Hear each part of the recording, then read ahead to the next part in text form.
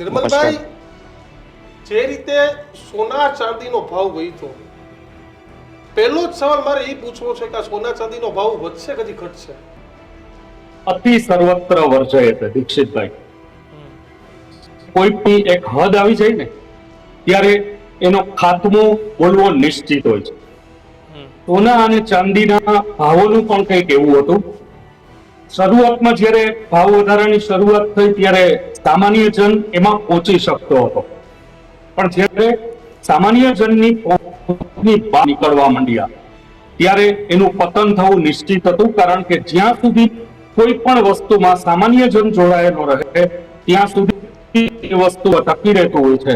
સામાન્ય જન જ્યારે હાથ મૂકે ત્યારે એ વસ્તુનું પતન, ખાસ કરીને ભાવના સંદર્ભમાં, એ નિશ્ચિત બની જતું હોય છે.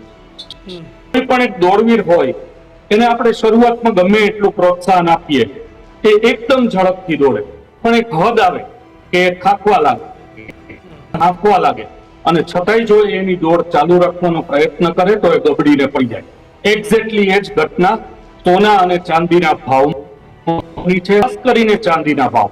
સોનું તો હજી લોકોના વપરાશ માટે ઉપયોગી આવતી એવી ધાતુ, પણ ચાંદીમાં તો મોટા ભાગે રોકાણ સાંકળ જ આપણને જોવા મળતું હોય છે. એને એવી રીતે લગાવી કે 2 મહિનામાં સીધા બમણા ભાવ, આ માનવામાં ન આવે એવી વાત હતી. અને એ હારી થાકી અને ગબડ્યું, જે આપણે સૌએ જોયું, બજારે બહુ મોટો આંચકો અનુભવ્યો.